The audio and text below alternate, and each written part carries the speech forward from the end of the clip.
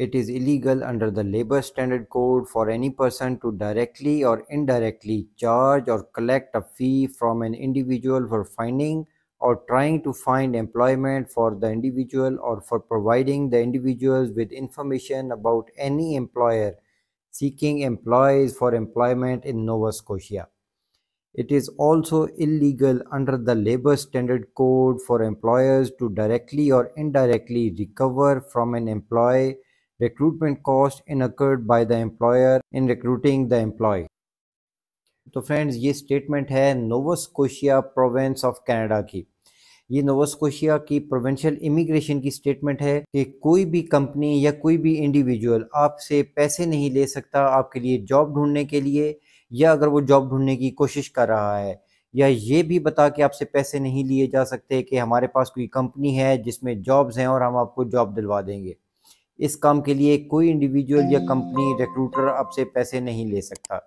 और सेकंड, कि ये भी इलीगल है नोवा स्कोशिया में, कनाडा में, कि कोई भी एम्प्लॉयर जिसने आपको जॉब दी है वो आपसे पैसे डायरेक्टली या इनडायरेक्टली नहीं चार्ज कर सकता, रिकवर नहीं कर सकता, आपकी सैलरीज में से नहीं काट सकता, या किसी और तरीके से आपसे वो पैसे नहीं ले सकता जो पैसे खर्च हुए हैं आपकी हायरिंग के लिए, वर्क वीज़ा, वर्क परमिट या आपकी ट्रैवलिंग कॉस्ट। तो फ्रेंड्स, बिल्कुल फ्री में कनाडा का वर्क वीज़ा लेने के लिए 108 रिक्रूटर्स की एक लिस्ट पब्लिश की है नोवा स्कोशिया के प्रोविंस ने। नोवा स्कोशिया एक कनाडा का अटलांटिक प्रोविंस है जो कि अटलांटिक इमिग्रेशन प्रोग्राम के अंदर भी आता है। नोवा स्कोशिया अपना प्रोविंशियल नॉमिनी प्रोग्राम भी चलाता है जिसके अंदर डिफरेंट स्ट्रीम्स हैं फॉरेनर्स के लिए, आप लोग कैसे नोवा स्कोशिया और कनाडा आ सकते हैं, उसके ऊपर नोवा स्कोशिया इमिग्रेशन के बहुत से प्रोग्राम्स अवेलेबल हैं। लेकिन जब बात आती है वर्क परमिट की या फॉरेन वर्कर की, तो सबसे पहली चीज़ है आपके लिए जॉब ऑफ़र लेटर। और ये जॉब ऑफ़र लेना ही कनाडा से एक बहुत बड़ा अजाब बन चुका है। वैसे तो कनाडा के कानून में कोई भी जॉब ऑफ़र सेल नहीं कर सकता, लेकिन ऑन ग्राउंड रियलिटी हमेशा कुछ और होती है और लिखी हुई किताबी कानून की बातें कुछ और होती हैं। इस वक्त ऑन ग्राउंड रियलिटी ये है कनाडा में कि किसी से भी अगर आप जॉब ऑफ़र की बात करते हैं, LMIA की बात करते हैं, तो वो आपसे 30 से 40 हज़ार डॉलर तक चार्ज करता है LMIA देने के, और उसके बाद भी आपको वर्क परमिट मिलेगा या नहीं इसकी कोई गारंटी नहीं होती। तो फ्रेंड्स, नोवा स्कोशिया गवर्नमेंट ने इन्हीं सभी इश्यूज़ को एड्रेस करते हुए इन प्रॉब्लम्स का एक सलूशन निकाला है, और वो है फॉरेन वर्कर रिक्रूटर्स। ऐसी कंपनीज़ या ऐसे इंडिविजुअल्स जो कि फॉरेन वर्कर्स को हायर करने के लिए, उनको जॉब दिलवाने के लिए, उनका वर्क वीज़ा और वर्क परमिट प्रोसेस करने के लिए अथराइज होते हैं। 108 कंपनीज़ की ये एक लिस्ट पब्लिश की गई है नोवा स्कोशिया प्रोविंस की तरफ से, और ये लाइसेंस्ड फॉरेन वर्कर रिक्रूटर्स हैं। नोवा स्कोशिया की गवर्नमेंट से इन्होंने लाइसेंस लिया है टू हायर फॉरेन वर्कर्स। इस लाइसेंस के अंडर ये आपको क्या क्या सर्विसेज दे सकते हैं, ये आपको हायर कर सकते हैं किसी भी कंपनी के लिए, आपको जॉब ऑफर दिलवा सकते हैं, आपका वर्क वीज़ा प्रोसेस कर सकते हैं, आपका वर्क परमिट प्रोसेस कर सकते हैं। Complete assistance under one roof.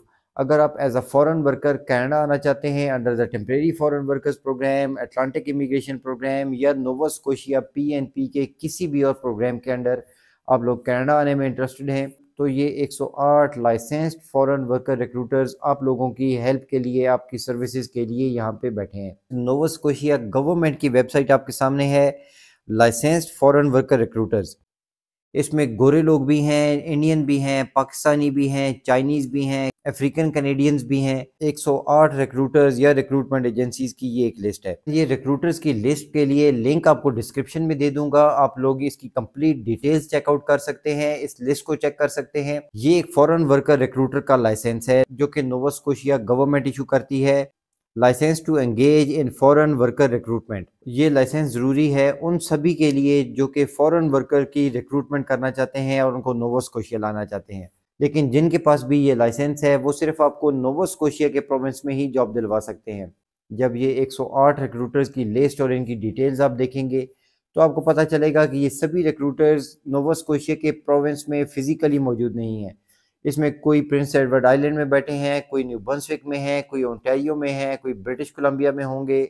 Different provinces में ये रिक्रूटर्स मौजूद हैं, लेकिन नोवा स्कोशिया से लाइसेंस लेने का मतलब है कि इनके पास ऐसी जॉब्स, ऐसी वैकेंसीज अवेलेबल हैं जिनका ताल्लुक नोवा स्कोशिया से है। तो ये रिक्रूटर्स आप लोगों को हायर कर सकते हैं नोवा स्कोशिया में किसी भी काम के लिए। कंस्ट्रक्शन इंडस्ट्री के स्किल ट्रेड्स या helpers, restaurant and food industry में kitchen helpers, cooks, dish washers, hospitality industry में भी बहुत सी वैकेंसीज हैं। उसके बाद truck drivers, dispatchers, delivery drivers, warehouse workers, बेतहाशा जॉब्स हैं इन रिक्रूटर्स के पास आप लोगों के लिए। अब बात करते हैं कि आपने इनको कांटेक्ट कैसे करना है। जो भी रिक्रूटर आप चूज़ करते हैं, एक या एक से ज़्यादा, आप उनके नाम या उनकी कंपनीज के नाम सर्च करेंगे गूगल पे। वहाँ से आप उनकी वेबसाइट पे भी विजिट कर सकते हैं, आपको उनकी कॉन्टैक्ट इन्फॉर्मेशन भी मिल सकती है और ईमेल एड्रेस भी मिल जाएगा। आपने इनको कांटेक्ट करना है वाया ईमेल। अपना रिज्यूमे, अपना कवर लेटर ज़रूर सेंड कीजिए और बताइए अपने बारे में कि आप किस कंट्री से हैं और क्या काम करने में आप इंटरेस्टेड हैं, ताकि आपकी रिक्रूटमेंट का प्रोसेस स्मूथली कंप्लीट किया जा सके। ये मैं आपको पहले ही बता चुका हूँ कि ये कम्प्लीटली इलीगल है। नोवा स्कोशिया में, कनाडा में जिसने आपको जॉब दी है या जो आपका रिक्रूटर है, कोई भी आपसे पैसे नहीं ले सकता कनाडा के वर्क परमिट के लिए, रिक्रूटमेंट के लिए और आपके वर्क वीज़ा के लिए। तो फ्रेंड, इन सभी डिटेल्स के लिए लिंक आपको डिस्क्रिप्शन में मिल जाएगा। आई होप इन रिक्रूटर से आप लोग फ़ायदा उठा सकेंगे। इससे रिलेटेड जो भी आपके क्वेश्चन है आप हमें कांटेक्ट कर सकते हैं। कांटेक्ट के लिए लिंक मैं डिस्क्रिप्शन में दे दूंगा। अगर ये वीडियो अच्छी लगी, कंटेंट हमारा आपको पसंद आ रहा है, तो प्लीज़ चैनल को लाइक, शेयर और सब्सक्राइब ज़रूर कर दीजिए। अपना और अपने इस चैनल का ख्याल रखिएगा। Thanks for watching. अल्लाह हाफिज़।